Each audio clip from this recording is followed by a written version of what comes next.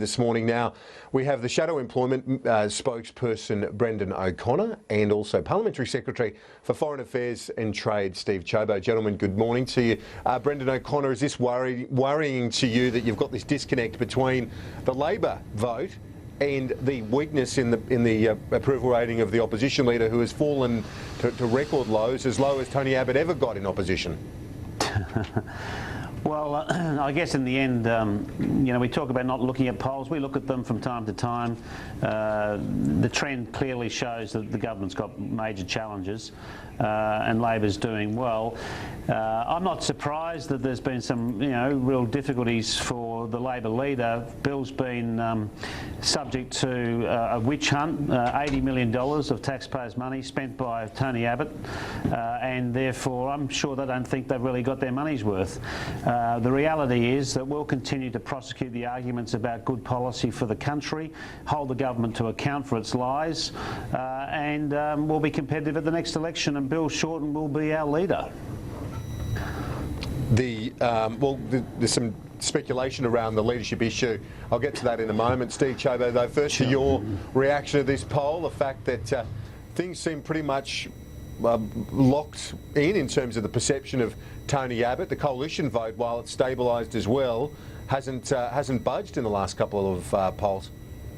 Sure, Kieran. I mean, look, you get any politician on, they'll all say the only poll that matters is the one on the day. I mean, I'm not that concerned about polls. They go up, they go down. We could talk about them all day long, but what I'm actually more focused on is, and I found it quite curious, what Brendan just said. Brendan described the Royal Commission into the trade union movement as being a witch hunt about Labor and about Bill Shorten. I mean, it just demonstrates, frankly, how out of touch the Labor Party is, that they think everything is about them.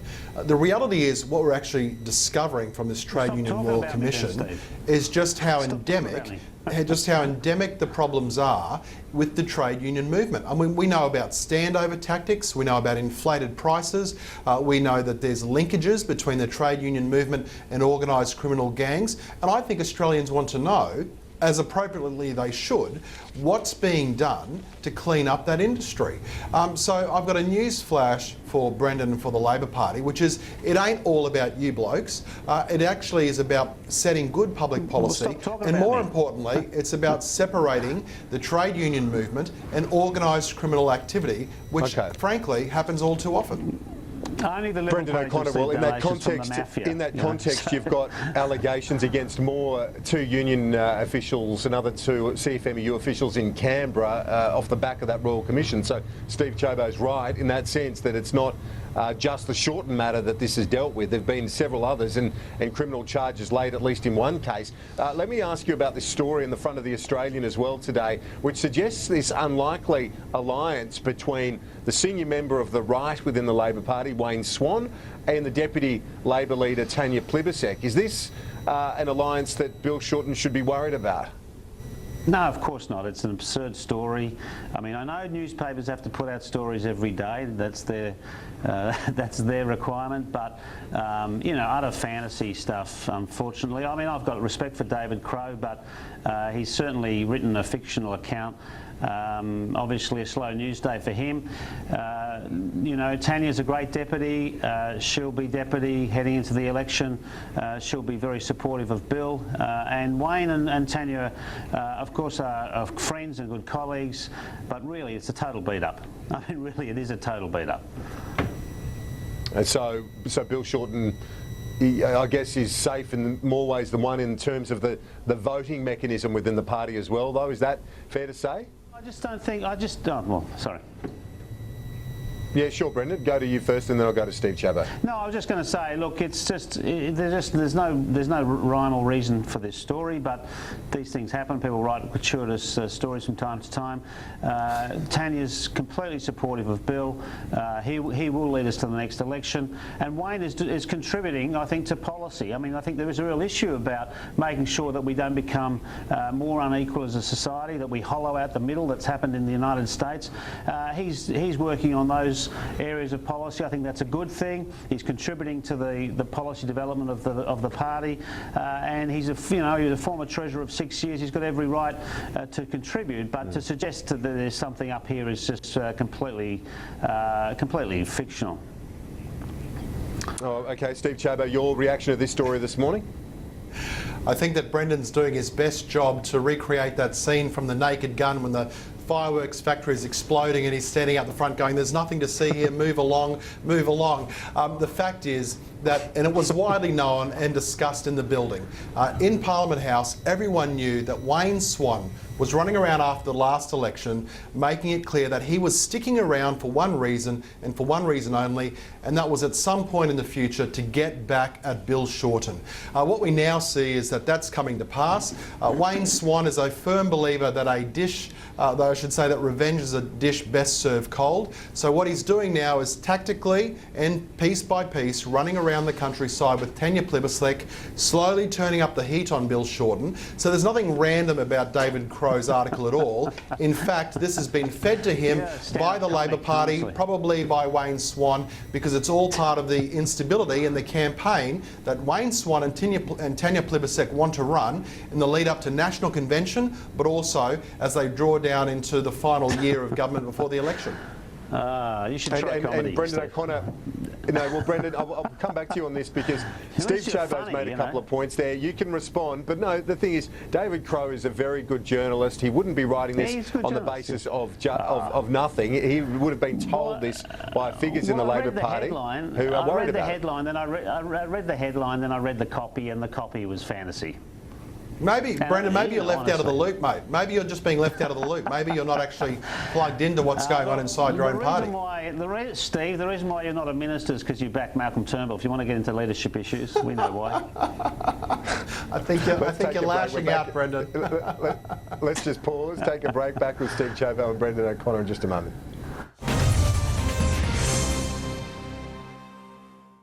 When it comes to big decisions like our home loan, why do we only ask our bank's opinion? A second opinion from Aussie doesn't cost you anything, and it could save you thousands. Imagine the difference that could make to you or your family.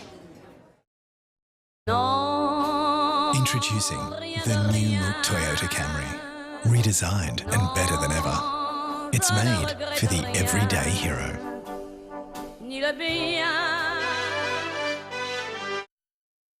Confused by the Medicare levy surcharge, health cover loading or rebate? Then talk to us. We can make sense of it all and help you find the best deal from our range of leading health funds. Call Compare the Market today. Australia's biggest stocktake sale has been extended with 30% off the original price of men's suits and 50% off the original price of selected Van Heusen business shirts. Conditions and exclusions apply in Saturday, July 25. Visit Myer today. Can a business have a mind, a subconscious, a knack for predicting the future, reflexes faster than the speed of thought? Can a business have a spirit? Can a business have a soul? Can a business be alive?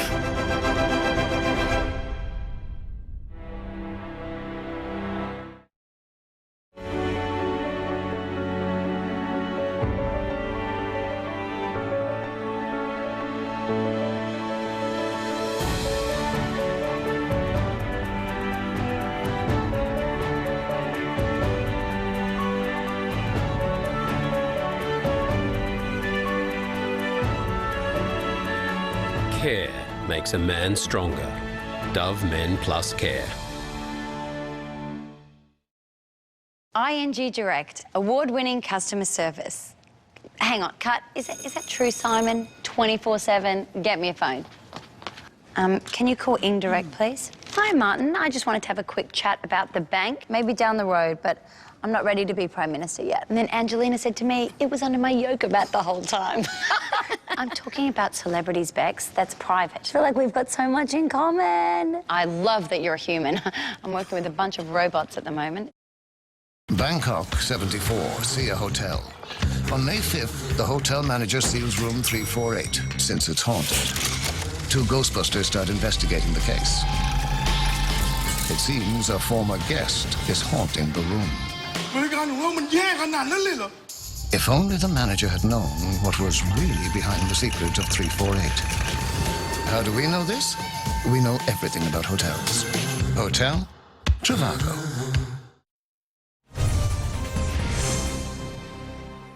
This is AM Agenda. With me this morning, Brendan O'Connor and Steve Ciobo. Steve Ciobo, the Speaker's on probation. Can you talk us through what that means?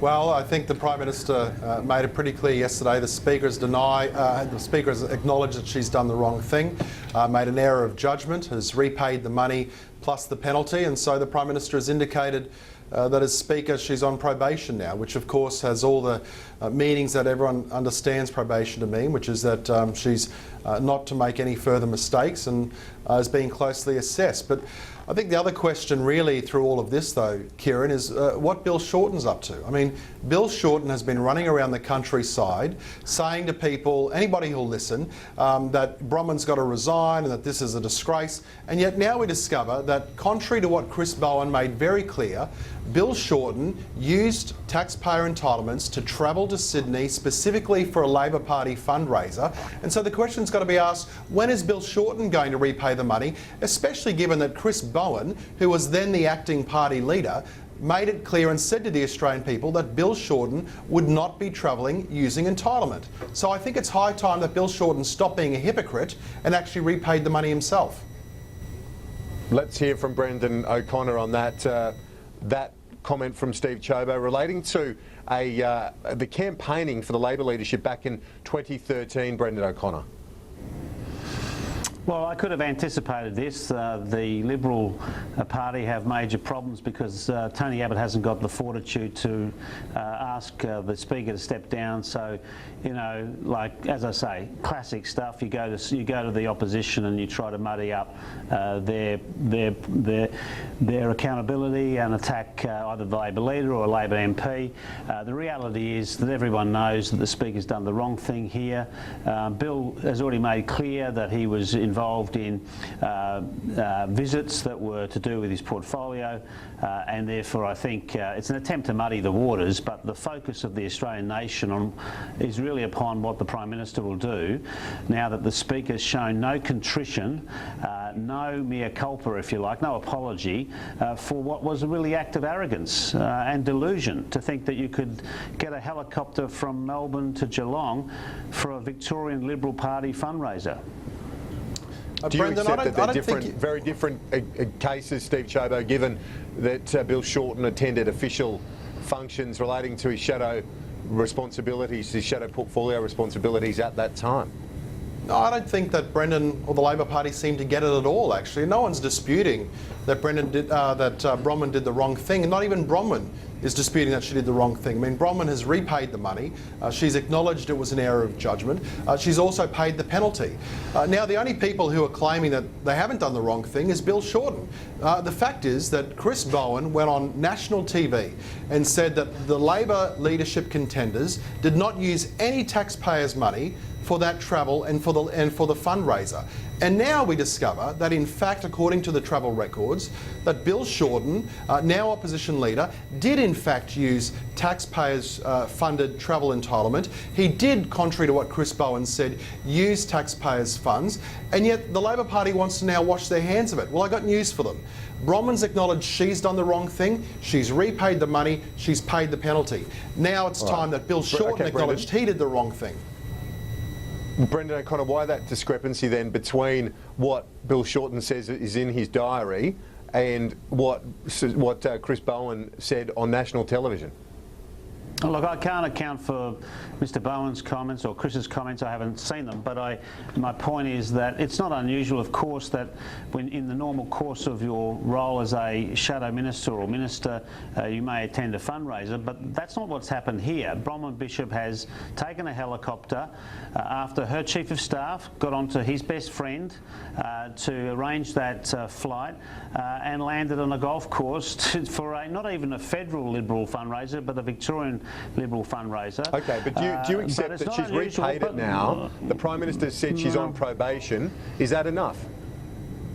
Look, firstly, I think it's really rich of the Prime Minister, given that the way in which he sought the role of the Australian Federal Police to investigate the former Speaker Peter Slipper in the allegations made against him on far lesser amount of money, to now suggest that there is no role for the Australian Federal Police. I mean, what is the difference between this instance and that of Speaker Slipper? There appears to be none. And secondly, I watched Bronwyn Bishop's press conference. I don't think there was any contrition, and she refused to apologise. She may have had to repay the money. Well, that's because it wasn't her money to spend in those circumstances, but I don't see any apology to the Australian people, to the taxpayers, and for that reason the Prime Minister needs to do more than pretend that this is just a probationary issue.